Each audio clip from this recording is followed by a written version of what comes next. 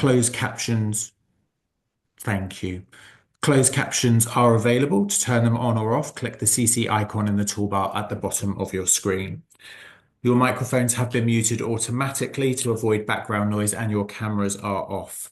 We'll share the slides in the chat shortly as well. This means that you'll be able to download them and then zoom in and out as you need to throughout the webinar, but we will also be sharing the slides on screen.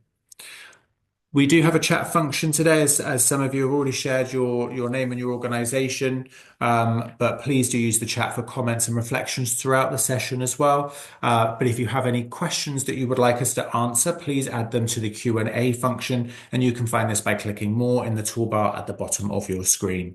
We have set aside a good chunk of time, around 20 minutes, depending on how quickly we get through our presentation today, that we do have that time set aside for the Q&A towards the end of the webinar, where we hope to answer as many of the questions that you share with us as possible. And as I said, that today's session is being recorded and will be available afterwards if you need to, or if you also speak to someone who's interested in the campaign, please do send them a link to it afterwards. So agenda today, we'll just do a little bit of opening and scene setting. We'll share a little bit of an update on some of the work that we've been doing at NCVO. We'll also then hear from Maddie, who is here from NAVCA. And then we also have representatives from Hope Not Hate and the A Million Acts of Hope campaign. I'll allow them to introduce themselves when they speak. Then the team will take us through the campaign overview. Got a bit of a presentation to share with you on how and why the campaign, and then we'll move into that Q&A and allow as much time as possible for questions before we close and finish before 12. So before we get into the work on Hope, the A Million Acts of Hope campaign, we just wanted to share a bit of an update for anyone who may not be aware. But for anyone that has, I apologize if this is telling you something you already know, but just in case you don't, at the end of last year, NCVO ran some member listening forums over the course of a week.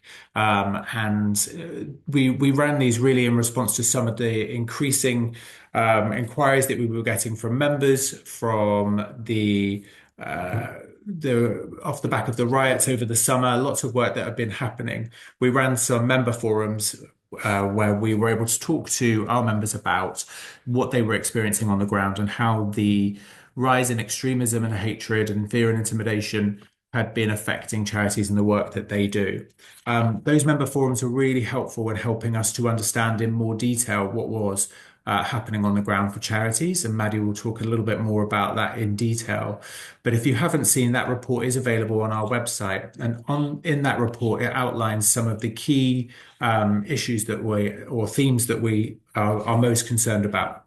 So the first was around a pervasive climate of fear, where participants of those sessions described a tangible sense of fear that affects the daily lives of staff and volunteers, especially those from global majority backgrounds.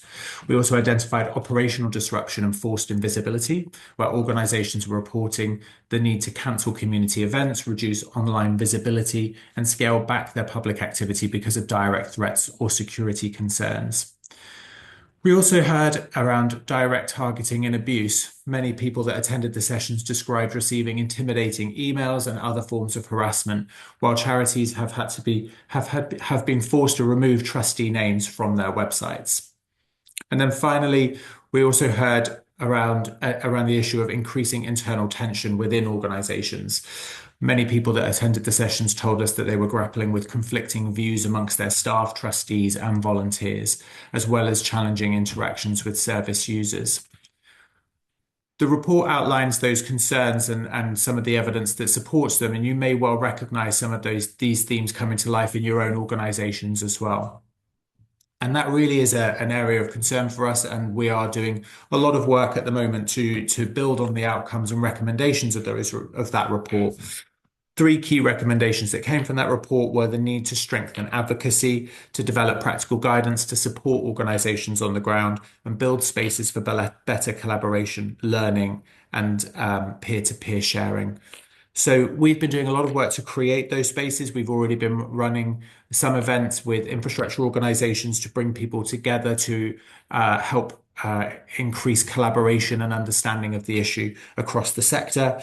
And we are already in the process of developing new practical support guidance, which we hope to launch soon. But of course, strengthening advocacy, both politically, but also how we advocate for ourselves is crucially important. And that's what leads us to today's work. This campaign, as a joint initiative across civil society, created by civil society for civil society to safely participate in, is a brilliant next step in how we can address some of the issues that charities are experiencing on the ground. So we're really excited to bring this to you today. So I'll stop there, but please do take a look at that work on our website. If the link hopefully hasn't been shared already, it will be in the chat so that you can take a look at it. And I'll hand over now to Maddie. Thanks, Lee. I'm not going to add a huge amount of that because I think we need to get into the meat of the discussion today, but just to kind of add a little bit perhaps to what you've said.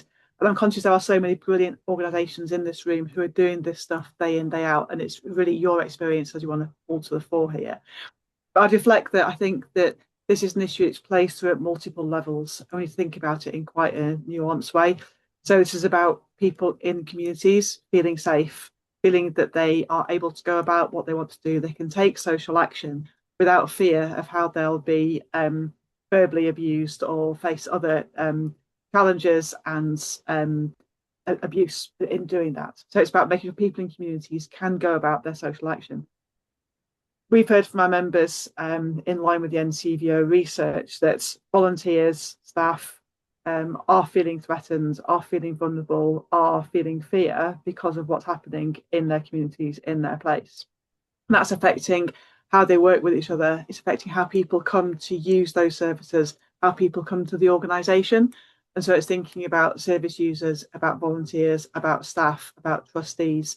It's about both action and governance and thinking about how we tackle this and how we really come to the fore, which is why I think this campaign is fantastic instead of being a positive counter narrative to some of that negative, which is becoming more dominant.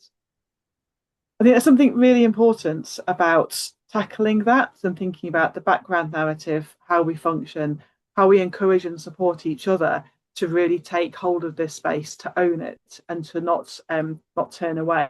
And there's quite a few on the call who are NABCA members who will have seen the allyship program that we've launched, which is the second cohort of people coming through to really strengthen those connections and confidence, to have the conversations, to call out inappropriate or violent behaviour when we see it.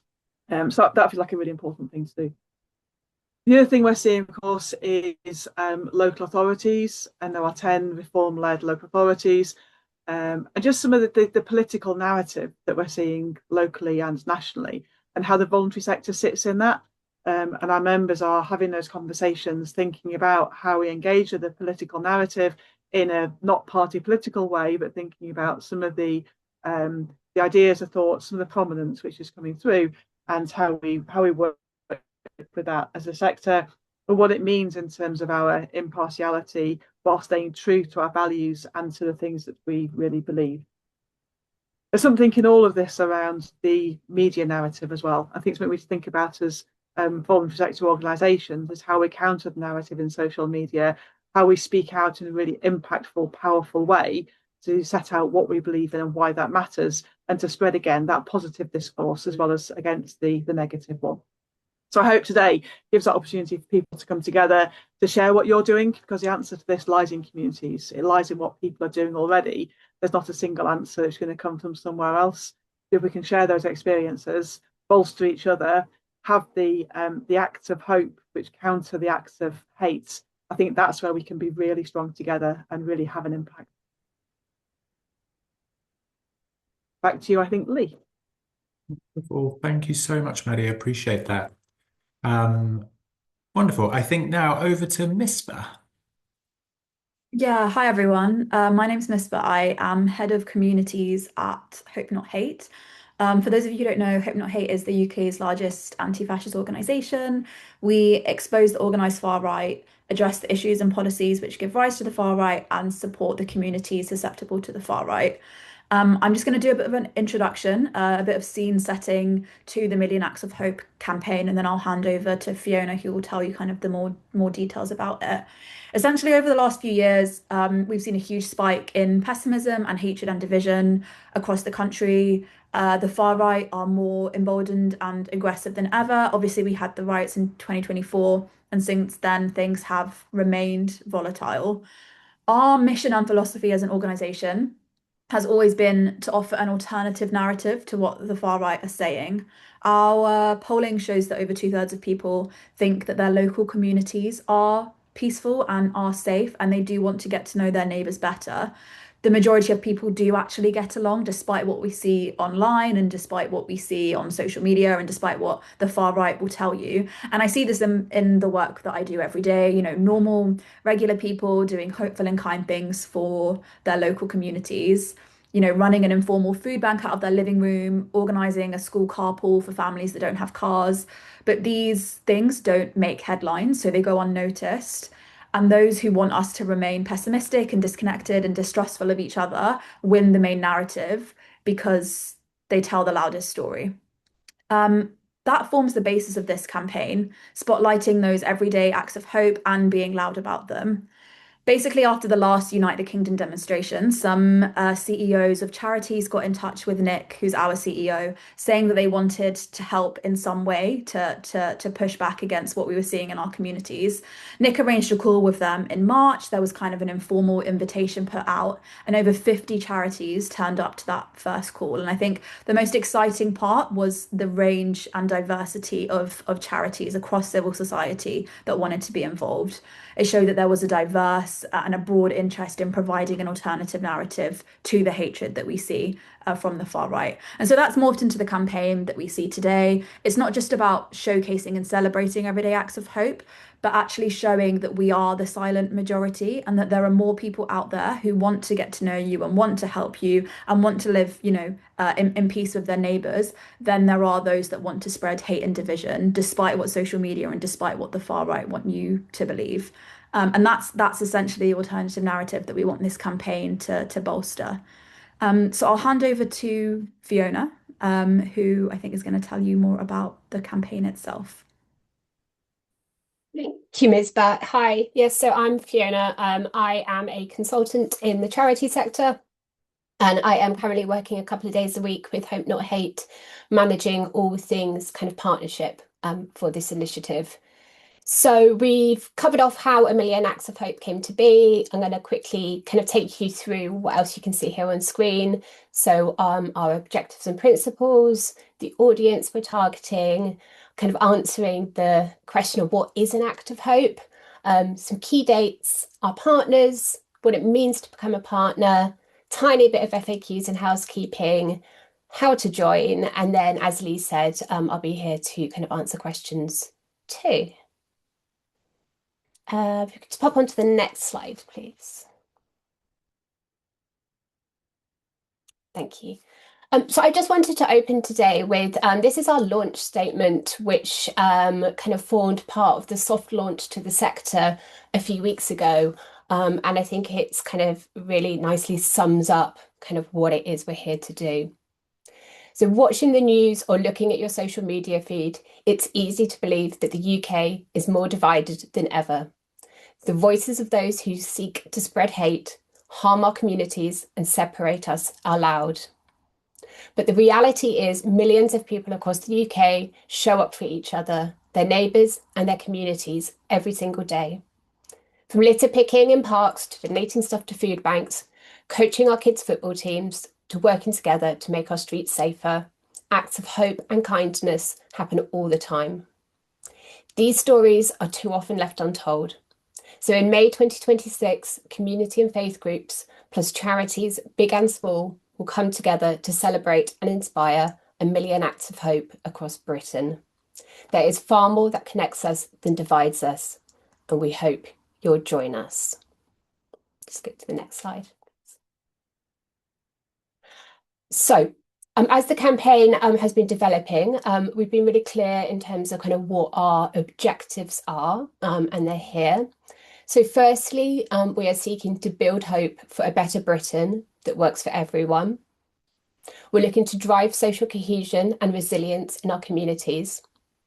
And we're looking to draw on our broad collective strength and unity to build alternative narratives to those that are rooted in hate and division. And just pulling out the word alternative there is really key. This isn't a counter narrative. This is for the audiences who are going to speak about offering an alternative message for them.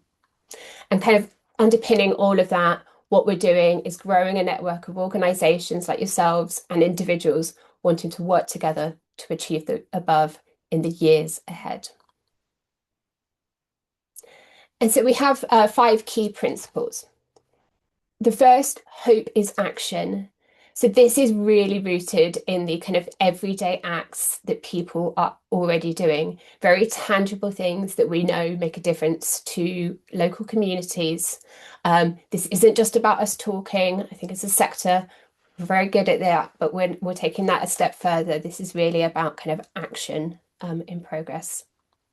Secondly, we're talking about real people in real contexts. So this is celebrating the decent stuff people are doing. And often that stuff, it's unglamorous. It's everyday. It's things that maybe when we look at our communities, we kind of take these things for granted.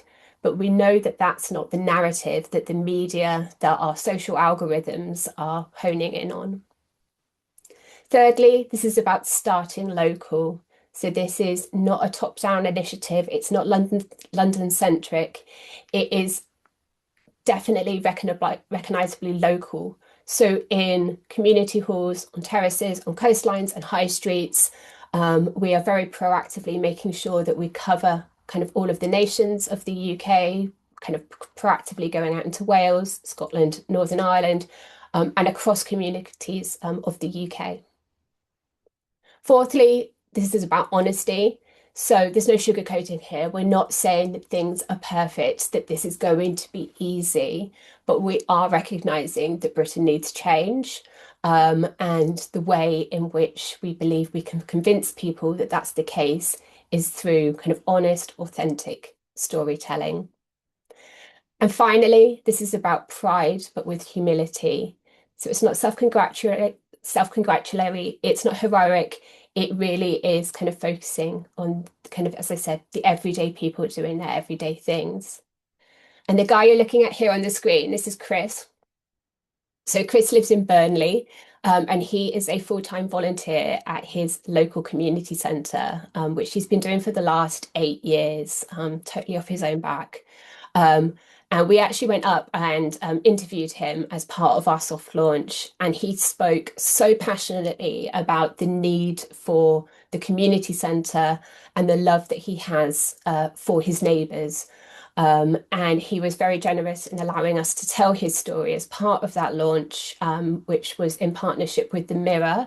And I will try to get the link to that Mirror article into the chat, because I think it's a perfect example of the type of people, the type of acts that we are talking about. So who are our audience? For those of you who are familiar with the More in Common 7 segments of Britain, we are going for the middle. So for those of you who are not familiar, More in Common are a polling agency, and kind of back in 2020, they did a huge national survey and divided the nation into 7 segments. And again, I'll try and get the link in the chat for people who would like to read more about that. And fundamentally, they kind of run from kind of the left to the right in terms of their political views. At the far left, you have progressive activists, and a lot of charities kind of see them as target audiences. They are not our target audience. We believe that they are already really well catered for in this space and are most likely kind of already doing things kind of off their own back. So we're going for the middle.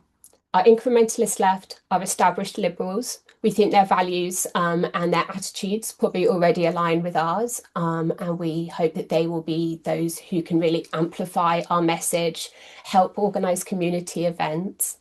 And then our sceptical scrollers are rooted patriots. They sit further to the right. They're reform curious, And we believe their values align with ours, but maybe their attitudes don't, or they're kind of questioning where we sit. And so it's for them who we're offering this alternative narrative, one of hope rather than hate. So what is an act of hope? This is a little bit of a work in progress. We're very, very close to having this signed off. I'll talk a little bit about the governance of the campaign in a second. But we wanted to share with you today the type of things that we're going to be asking members of the public to do to kind of demonstrate their support of the cause. So firstly, signing up to be 1 in a million. So we are working with 38 Degrees on designing a hand raiser, something super kind of low bar, frictionless, that will be on the website, and it will be an act that people can take to show their support. Then hopefully you'll go on and obviously share that with their friends, their family, their colleagues, their communities. We also want to give people the opportunity to share, thank who or what gives them hope. We feel like in a British society, we're probably not going to put our own hands up and say, I do this amazing thing in my community, but we're very good at actually kind of nominating those around us. And so we're exploring different methods at the moment where we can kind of facilitate this, whether it's on the website or kind of in social channels, a way that, for example, one of the people who attends Chris's community centre could nominate him as a person who is kind of really doing what we're focusing in on. We're also exploring opportunities for kind of self-badging. So for people to actually kind of physically wear their support, whether that's kind of t-shirts, bracelets, stickers, posters, also kind of digital assets that people could be putting into their own channels to show that they are a supporter. Actually asking people kind of to do an act of hope, and this might be something that they already do all the time. So it could be that someone is a member, like coaches the kids' football team in the local village, and that's happening every week. And on our week of action, we kind of asked them to say, kind of for this week only, like, let's make that an 1 million acts of hope kind of act. Or we could be inspiring people to actually kind of consider what they could be doing that they're not already, thinking about, okay, actually, there are people in my community who I don't mix with very much. And actually, maybe I would like to kind of organise an event or bring together a group of people to help organise an event. And again, we're looking at opportunities to be able to kind of share that back to us as kind of the central organisers, but we can then kind of amplify those and use that as kind of content and storytelling to demonstrate kind of the breadth of these acts. And then finally, just as an example, it could be that somebody attends an event that's happening near to them. And again, we're looking at kind of options on the website where we can map the events that we know are happening and that people can go and search and kind of find out what's happening near to them and go along and try something new. So I just wanted to share some key dates with you. So as I said, the soft launch was a few weeks ago, and that was primarily to the sector, looking for kind of new partners to come on board. And we had an incredible response to that. It was kind of coordinated by our kind of core partners via LinkedIn, asking other kind of charities and organisations and civil society to come on board. We've had hundreds of inquiries, which we are still processing.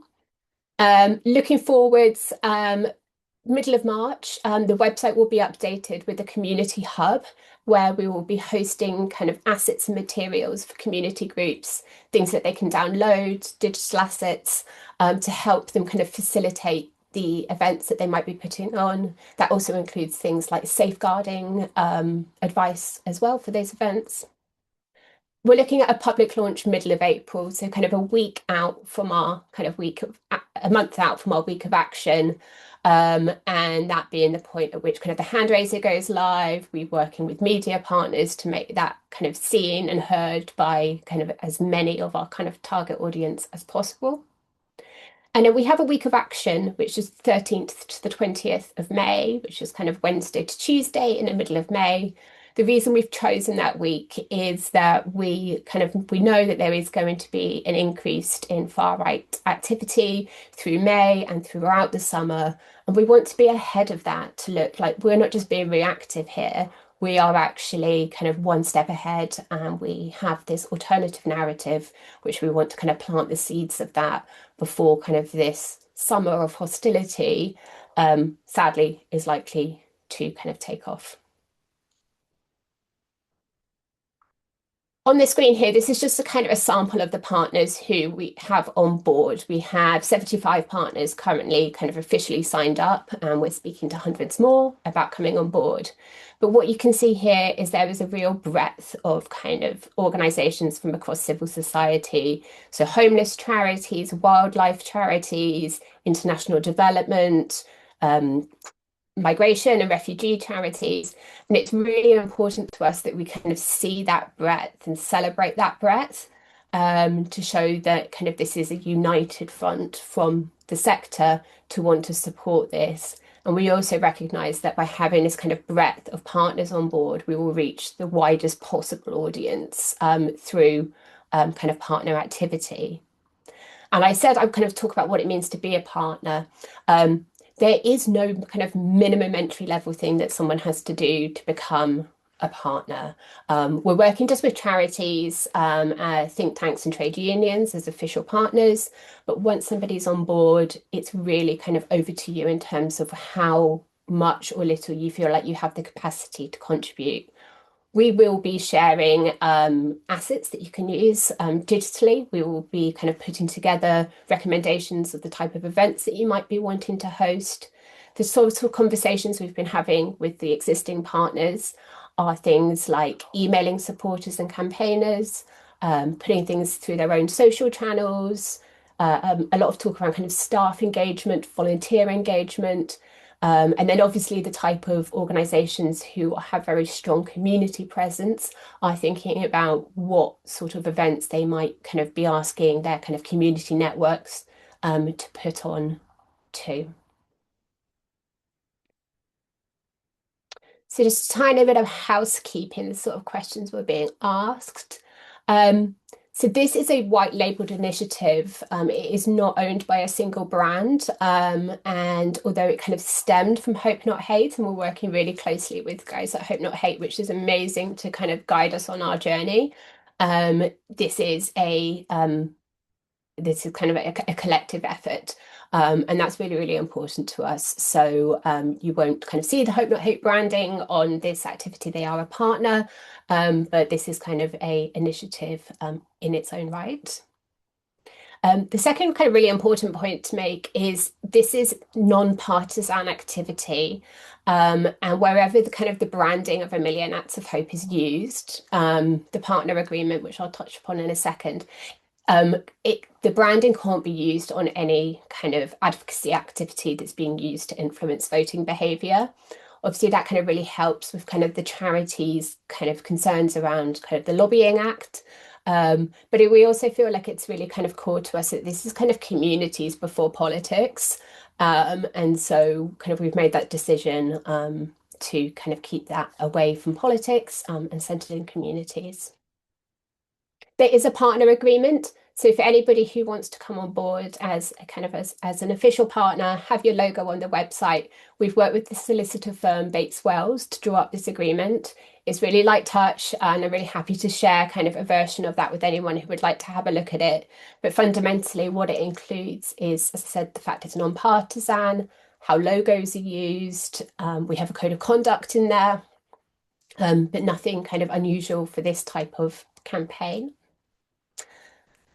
Funding wise, we are currently kind of being underpinned by Hope Not Hate, have made a grant to fund the activity so far. And we've had a very generous donation from NCBO and a couple of other kind of trusts and foundations as well. But we are looking for more funding. There is absolutely like zero cost to come on board as a partner and no obligation, but we will be kind of reaching out to some of the bigger partners on board who we feel might have just like maybe a little pot of money somewhere that they could help kind of contribute to the costs. And if anybody kind of has any leads on that, we'd be really kind of welcome. The funding will really be will wholly be used to increase our capacity. We're currently a group of kind of 5 consultants working part-time on this. And so we have really high ambitions, but they will be met kind of as and when we can increase our funding. And then finally, coming on board as a partner, we will be keeping in touch with you. That's my role. I send out weekly kind of newsletter emails to all partners, letting them know who's come on board, what events are happening, kind of when we get more into kind of the public launch, what you can be doing as a partner to kind of support that. We are also hosting a webinar next week, which will be a welcome webinar for new partners. So you can kind of meet one another and ask us any questions.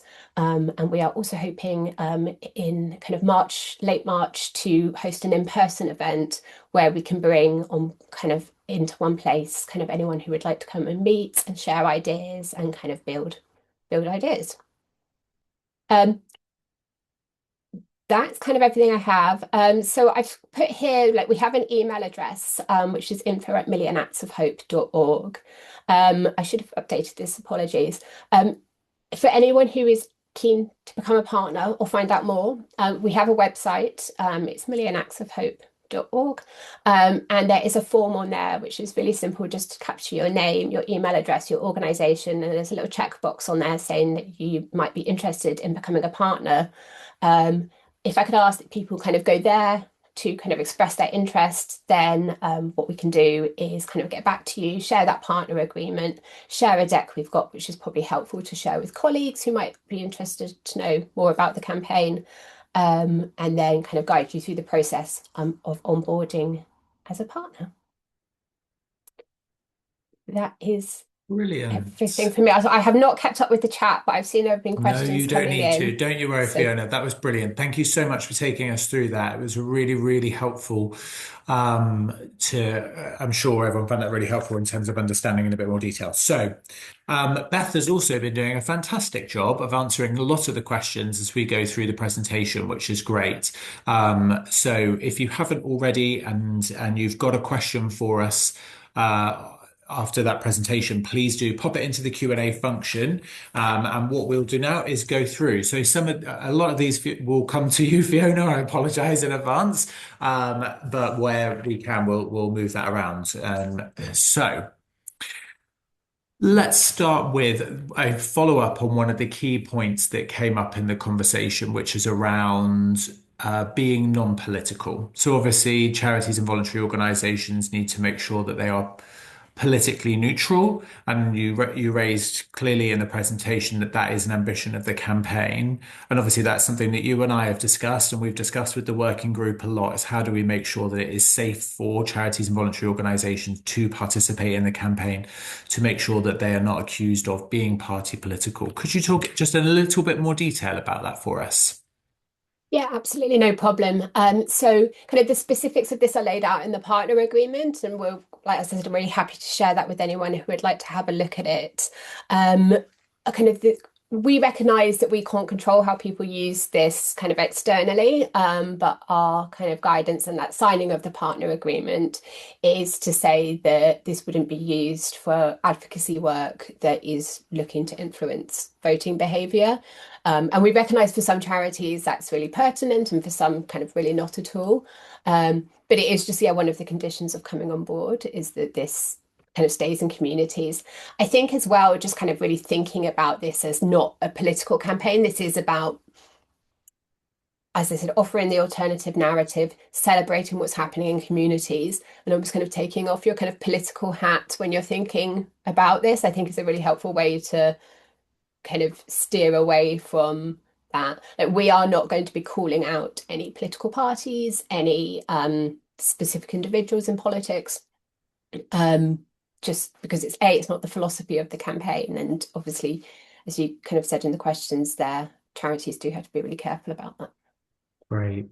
And, I think worth our attendees knowing, we are also in direct conversation with the Charity Commission to make sure that they're completely aware of the campaign, that they understand the intention of it, so that they can help to support any organisation where it's needed. So the Charity Commission also has full sight of this work as well, and is really aware of what we're doing. Thank you so much for that question. So I Fiona, I'm going to give you a very short break because there is a question that I think perhaps that Maddie might be best to answer, because it does mention NAVCA, and I've lost it. So, Maddie, as a local VCSE organized infrastructure org, would you recommend we join as a partner or go through NAVCA as our membership body? I'd say join, because I think the more partners there are, the stronger the campaign. And it's both hands. I think it's everybody. Unless Fiona glares at me and says that they are so inundated with requests for partnership that they don't want any more. But no, I would say do both. And obviously, NAVCA will cascade information, will share what's going on. But I would say yes, also join in your own right. Great. Perfect. Thank you so much, Maddie. Um, Now, we've had a couple of questions about how these things link up in a post-week of action world.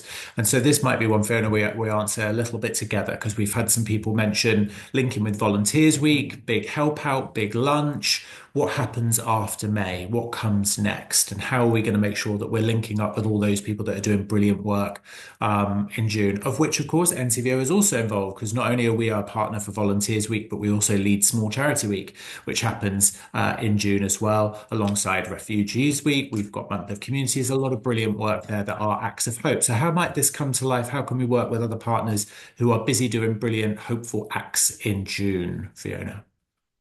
So there is definite appetite for this, and that's been really clear from like the outset that we're doing that, and we are fully supportive of wanting to make that happen.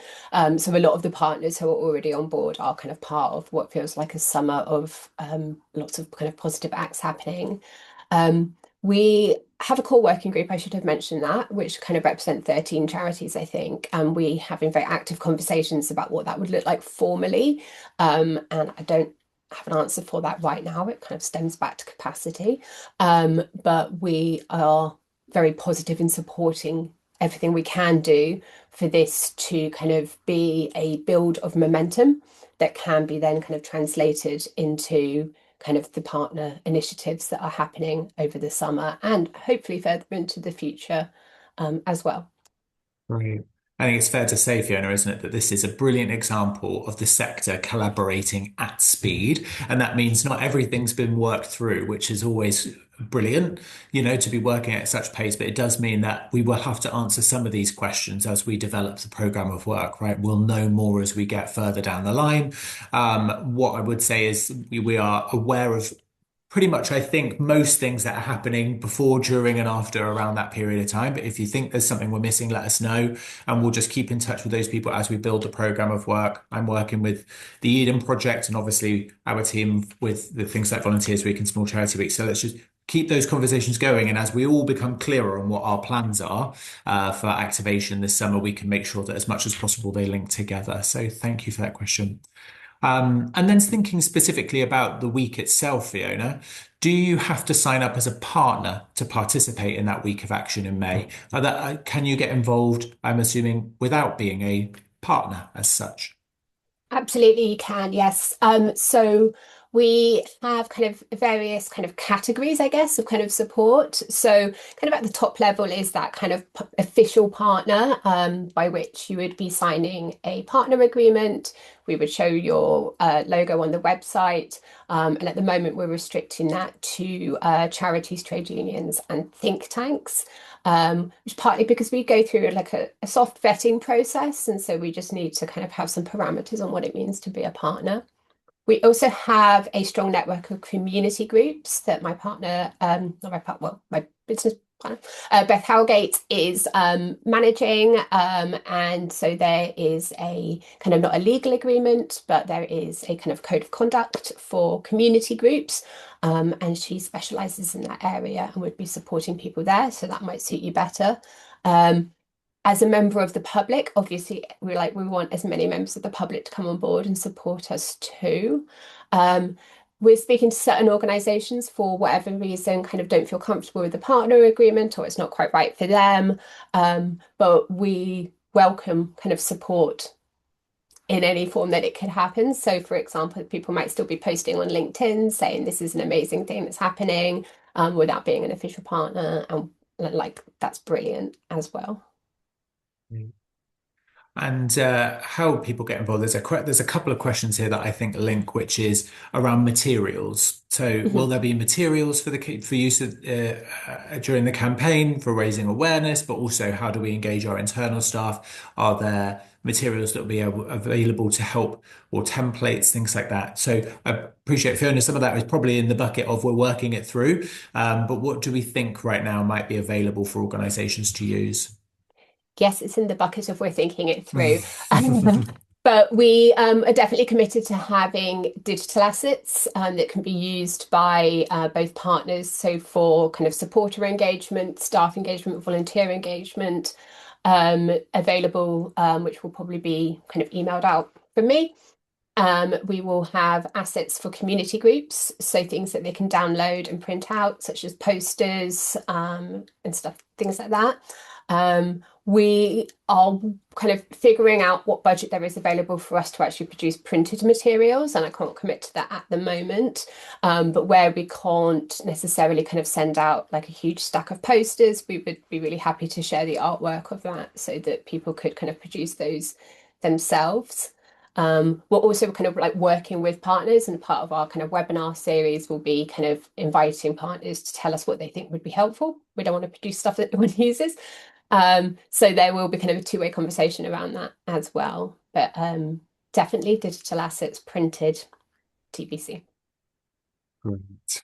Thank you so much, Fiona. Hopefully that helps answer people's question. But, as Fiona said, tell us what you need. We'll try and figure out what we think is needed, and somewhere in all of that, we'll get to the end with the materials everyone needs to be able to participate. So there's just a couple of points of clarity, Fiona, that people are asking about, which is obviously we talked about an act of hope, and we've been, saying that's again in the bucket of we're really close to figuring it out. But it'd be great to talk in a little bit more detail about that, and also maybe about the hand raiser. What is that? How does that work? Where does that data go? What is the outcome of that? So maybe just a bit of clarity around those 2 points would be helpful, Fiona. Sure. Okay. So in terms of the first question about kind of what is an act, it's that we're kind of offering suggestions like we're in the slide deck, but we're not being prescriptive in terms of saying this is, well, apart from the advocacy stuff, this isn't. But it's really for people to kind of interpret that how they like. It's worth saying we're not going to kind of do a formal count to get to 1 million. That's just not feasible by anyone's stretch of imagination. So it's really anything that makes an individual, a community group, an organization feel like they are contributing to kind of the overall kind of purpose of the initiative. We welcome that. We're sort of looking to condense it into that week of action, because I think the more it's condensed, kind of the louder the noise, the greater the impact will be around that time.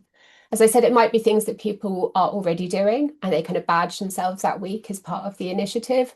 Or it might be something new that someone wants to kind of think about getting involved with, which is great too. Mm. The hand raiser, we're still working through it. We are still working through it. But what we're looking to do is to create something which is as frictionless as possible. So really looking for probably first name, surname, email address, maybe postcode, because that kind of helps us be able to plot geographically where people are in the country. But really, it's an act of solidarity. And obviously, it opens us up then to be able to communicate with people. So there will be kind of emails going out to members of the public, telling them more about the campaign, how they can get involved, how they can share that with their networks, which is crucial to us because we don't have the capacity to amplify it as loudly as we would like without kind of supporters on board. So it will be really, really low bar. It will be kind of front and central of the website, I believe. In terms of where the data is stored, that will be with Hope Not Hate. And kind of the privacy policy is available on the website at the moment, but it covers all the standard things, for example, how that data will be protected, and how it will be used, when it will be destroyed. People have to opt in to sign up to the email list, and then obviously they'll be offered the opportunity to unsubscribe at any point in that journey as well. Brilliant. Thank you. So picking up on that leads into one of the questions that we've had, which is around how do people share? How do people get involved? Will there be social channels? Like again, I know our comms working group are probably working through all these things, but I'm assuming we'll have a great plan for how people can engage on social, right? Yes, so our ambition is to have some social channels, and we are looking at how, like, kind of which ones we want to prioritize, and how we resource those.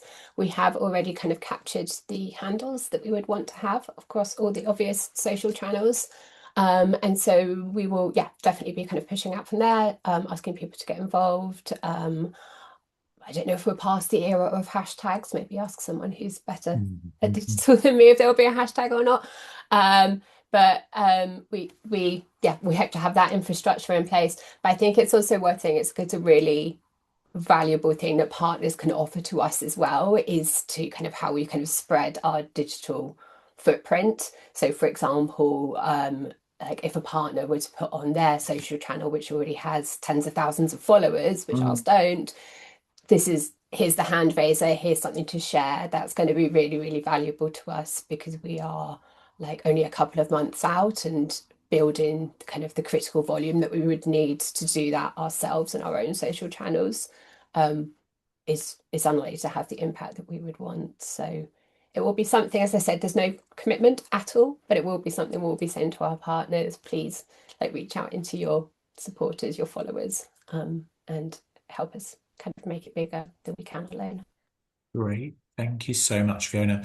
So just to flag to our attendees today, we've got just under 10 minutes left available to us. There's a couple of unanswered questions that we'll pick up on now. And there's a couple of things I think Fiona, I'll ask just because I think they'll probably be helpful that people maybe haven't been thinking about. So if you've got any final questions, please do get them into the Q&A. Otherwise, we'll just wrap up as soon as we finish the last couple of questions. So this kind of ties back a little bit, Fiona, to please tell us who we might need to work with, and we'll make sure they're on our list if they aren't already. But we've got a question around tying into the UN Year of Volunteering as another opportunity to incorporate community initiatives, perhaps in a less divisive environment. This person has flagged as well. Thanks, Beck, for the question. Cool. And that's great that you've said that because I don't think that one was on our radar. I think it's a conversation. It's like, feel free to email us at the info@email address, and we can probably pick that one up offline. Like Lee said, we're having kind of conversations with various partners who have got kind of like certain initiatives going on, and we want to be as collaborative as we can. Like, I can't stress that enough. So it's a very active conversation as well that kind of is happening with the core working group at the moment about kind of where those things become official or otherwise. But I think just understanding that all of these things are happening is really positive, and we could look at how we intertwine, and any support that you might be able to give us, or guidance for people who have kind of worked on these things before, is really helpful too. So do feel free to drop us an email. And I can share that kind of particularly with, as I said, Beth, who kind of manages more of the communities and volunteering side of things. So we've got a few more questions coming in. The next question, how do we join at a community group level rather than partner level? We are a CIC and not a charity. Great. So again, go to the website. There is a checkbox on there that says I'm interested in joining as a community group. And that's the best place, again, just to kind of streamline all the data.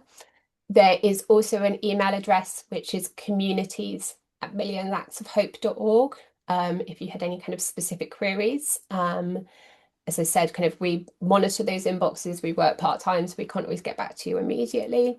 But kind of either of those channels are the right way to do that. Thanks, Fiona. We've had an interesting request from Ruth from Headway Devon, which is around including a trustee information sheet to be able to run by them. So they're less of a question, more of an ask there. Our partner agreement, also worth flagging, Ruth, has been developed to make sure that that is helpful for those conversations with boards. So I thank you for that suggestion. We'll take it away. So then we've got one not very small question to answer, and I don't mean small just in its length, but in its magnitude. I think it's a big question, which is around how are we addressing those real masters, funders, key people behind the rise of the far right. What are we doing to address that? And I think, how we answer that question, Fiona, I'll hand over to you in a second, but I would absolutely say, what we all recognize in this working group, right? And and across civil society is no one campaign and no one organization is going to solve this challenge on its own, right? It is big and it is complicated. We've been doing a lot of work at NCVO, talking to a lot of members, bringing together and convening lots of organizations to discuss the sheer breadth and depth of this issue. So the first thing I would probably say is we recognize this is not going to achieve everything. That's not what it's been designed to do, right? So 100% understand this question. There is a big and bigger challenge that needs to be addressed. But over to you, Fiona. My first reaction is we definitely aren't going to be able to achieve all of this with this campaign, but we will be able to create a vision of hope, right, for our communities and for the country. Over to you. What do you think? I mean, I totally agree with that. And I think just the response we've had has shown how much kind of desire and support there is for this. And so I don't know what it looks like beyond the end of May this year, but I don't believe that that's going to be the kind of the end of it. I think just the thing I would add to that is like our philosophy is really about kind of calling people in rather than calling people out. And so we're not looking to kind of target people and say like you're wrong, you're racist, you're stupid, like anything like that. It's like the strategy is really about kind of, as I said, offering this alternative narrative. And I know research that Hope Not Hate have done really underpins that as a successful strategy for swaying public opinion. And so it's something which we can start, and obviously others can continue to do. But that's the only thing I would kind of add to that. And then the final question that we've got at the moment on the Q&A is around who makes up the core working group. I think over to you, but fair to say that slide with all of the logos on, I think our core working group is made up of people from that slide, but happy if you want to find out more for you to email in and ask any questions. So just to wrap up then, my only question that I think is left for me is, Fiona, what do people do next? It sounds to me like the best way that people can take action now is to head to the website if they're interested, drop an email or sign up via the website. That feels like the right thing, right? Yeah, signing up by the website really helps us. As I said, it really streamlines that data. We do have kind of a check in there just to ensure that kind of partners who are coming on board kind of align with our values. And just bear with us, it takes us a little while to get back to you. We're getting quicker at that. But yeah, to the website, please. Express your interest in becoming a partner. Do me a massive favour. There's a field on there that says tell us a bit about you. If you could type your organisation name into that. Makes my life a lot easier. Thank you. But yeah, that's the best thing to do. But if there are any kind of specific queries or suggestions, that info@email address is also available to you. Great. And Mary's just asked the web address, I think, if I'm right, is a million X. It's million X. I will post it in the chat because that would be dreadful to get that wrong. Thanks to Joanna, who's just added that into the Q&A somewhere. I think I saw it pop in. So appreciate that. Thank you so much. Wonderful. Well, thank you everyone for joining us today. It's really exciting to be a part of this. It's such a brilliant campaign. And we're really glad to have your engagement in it, and we hope to see many more of you as we progress the campaign in the future. It is UK wide, so the more devolved nations, nationally representative, every community across the UK can get involved. Please do share with any other organisation who you think will find this of interest. Share this webinar with them afterwards, or get them to reach out to NCVO or to the team at Million Acts of Hope, and we'll be happy to share information as a follow-up. We do have an online evaluation form, which Chanel and Leah, I'm not sure, there we go. I can see it pop up on my screen now. So please do let us know if you've got any feedback on today's session. And all that remains to say is a big hopeful thank you very much for coming and joining us today.